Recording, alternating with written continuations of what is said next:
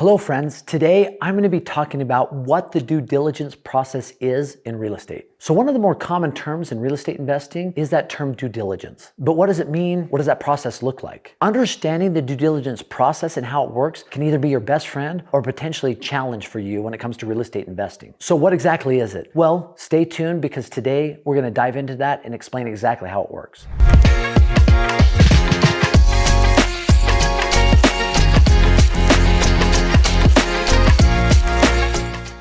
So as we roll into this video, I want to help you understand why the due diligence process even exists and why it's necessary for both a buyer and for a seller. I also want to help you understand how the process works and how you can use it for your advantage. If you're ready, let's go.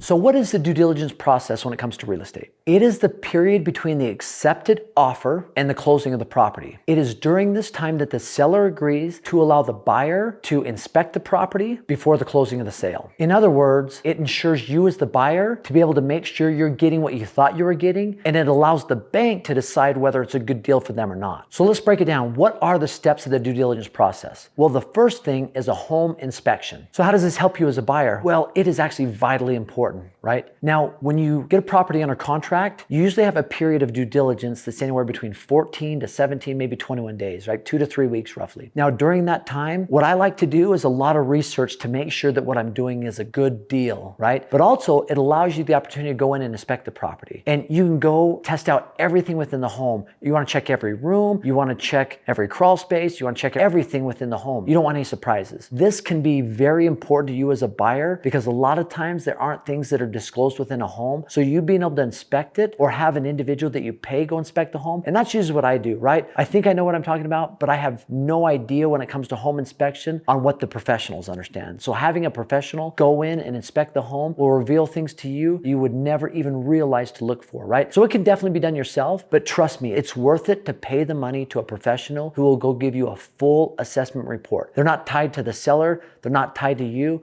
but they care about uncovering anything that could potentially be a risk for you as a buyer or the bank. And really, it's their job online. That's what they do, right? And so it's definitely worth it to have somebody that's a professional go in and inspect the property.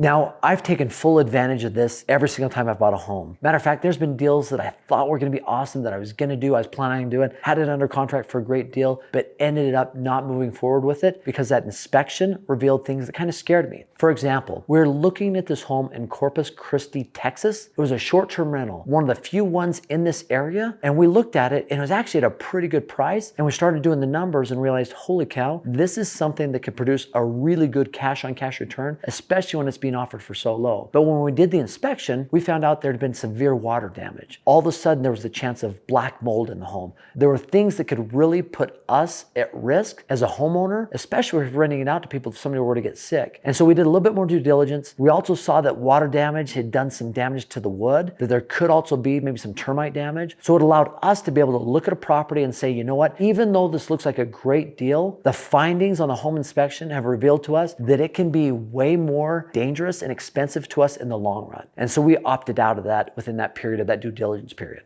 So the second thing that happens usually during that due diligence period is an appraisal. An appraisal is when the bank hires a third party to go in, you're paying for it, to go in and get the value of the property. They look at a lot of important factors as well. An appraisal can really uncover a lot of things. Matter of fact, similar situation to what I explained earlier. This time I was looking for a home on the panhandle of Florida in Panama City Beach. Awesome area, great for short-term rentals. And I found this home that was in this area where all the homes around it were listed much higher. And it was a 3-bedroom, 2-bath, but there was a room upstairs that wasn't considered a room that we could turn into a room, and that would then become a 4-bedroom, and we'd put a walk-in closet in there, so we'd put a little bit of money into it, but it would then become a 4-bedroom, 3-bath home in Panama City Beach. And those typically, doing the due diligence for us, looking on some tools that estimated what it could earn, would take it from maybe $80,000 a year annually up to $110,000, $120,000 annually. However, when we got the appraisal back, even though it looked like it was discounted way more than others, because of some of the things that had happened in the home, the damage, the history, the appraisal came back even lower. And the seller came back and said, listen, I'll drop the price from here down to the appraisal price, but it had created enough fear within us that we ended up not moving forward with it. Now, I did see that that home sold at a much higher price. And when I went and did a little bit of research, I found somebody had bought it. I couldn't see what they had bought it for previously, but I bet they got a killer deal. They did a few things, they put some money into it, they spiced it up and sold it for almost $200,000 more than what I could have even got it for at that time. Definitely an appraisal can also reveal some things that help you during that due diligence period. Also during that time is title search, right? What is a title search? The purpose of a title search is to help you find if there's any liens or any money owed on the property that might cause you any pain or grief down the road. It makes sure that that property is free and clear from any debt, any type of liens that might be on the property. So it really helps you, gives you peace of mind knowing that when you buy a property, it's not going to be encumbered by debt or liens that could be passed on to you. There's actually an interesting situation that happened to me with this. So I was looking at some acreage in a beautiful area close to the Tetons in Idaho. And it was a pretty big parcel and I would have to bring in a financial partner. But as I was looking at the property, I got it under contract with that due diligence to happen. I got it under contract and I had planned to take full advantage of the due diligence period of time. Now, when I started diving into it and the title company was doing a title search, they had saw that there was a lawsuit pending between the owner of the property and the previous potential buyer. Now, I couldn't see what was happening, but it seemed like a big mess, something that I did not want to get involved with. And actually, I'm really grateful that showed up because that was about 2007. And shortly after that, the value of that property went down tremendously. And so a title search can definitely reveal things to you as a buyer that can cause you concern or help you make a more informed decision as a buyer.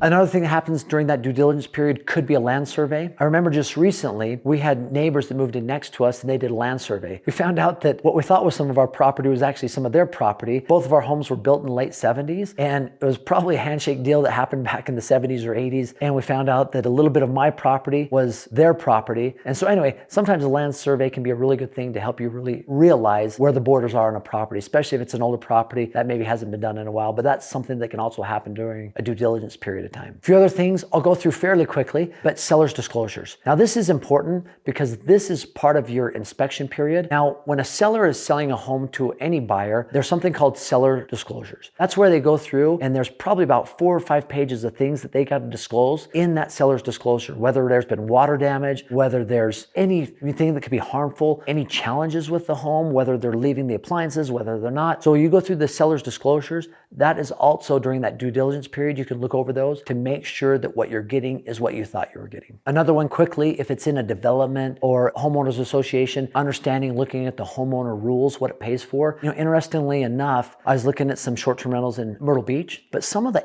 HOA fees are like $400 or $500. So if you're finding a condo in a nice area and you figure your monthly payments here and the HOA is almost 50% of the mortgage, that can be kind of scary. All of a sudden, those numbers don't pencil like you thought they would. So being able to do due diligence on what other costs are associated with the property you're buying is really important. Now, obviously, sometimes those HOA include like pool fees, internet, power, sewer, everything, right? So it might not be as bad as you think when it's $500 because it includes everything. But sometimes those HOA fees can be really expensive and completely change the trajectory of your investment, whether it's a good deal or whether it's not.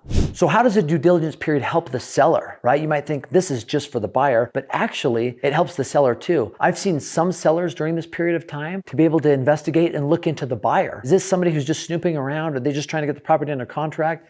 Even though that's what I like to do sometimes is get the property under contract to give myself options. But a smart seller might even do some due diligence there, might even do a background check. There's a number of different things that the seller can do to make sure that this is the type of person they want to sell it to. For sure, it's going to go through, that it's not going to be held up during a certain period of time. Now, as I already mentioned, the process usually takes 2 to 3 weeks. It's the due diligence period. It can also be done sight on scene. When I first looked at buying that short-term rental in Blue Ridge, Georgia, I had the realtor go through with me on FaceTime and we went through the home and we did our due diligence there. Now, before I actually bought the property, I was outside of my due diligence period, but I did go be there personally and go through the property, look at it. Now, obviously at that point, I could have said, nope, I don't want to buy the property. I found something that scares me. I would have lost maybe my earnest money, but that was a chance I was willing to take because I felt pretty good about it. And having gone through sight unseen, on a video call with my realtor, gave me some assurance that it was what I was looking for. And it had been a home that people had lived in. I knew they'd taken good care of it. I knew kind of who the sellers were through the realtor and felt good about it. So ultimately, how does this benefit you as a buyer and a real estate investor? Really, like I mentioned before, it gives you a period of time where you can go get a property under contract and it allows you to do due diligence, just that,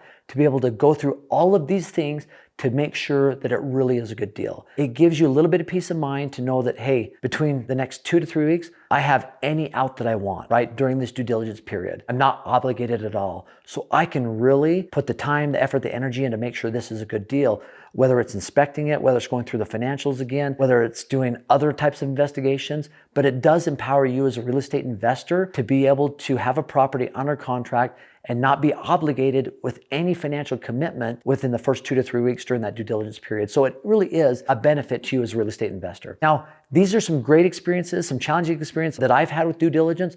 I'd love to hear your story. Please comment below. Let me know what you've seen. And as always, I've got a gift for you. It's aaronsfreetraining.com. Just click on the link below. It's a short-term rental calculator where you put in the data and it spits out to you whether it's a good deal or not. I've used it for all of my properties, and I know it can maybe save you some time and hassle just by having that to be able to put those numbers in and get the results you're looking for. As always, thanks for watching my video. Appreciate you being here. Have an awesome day.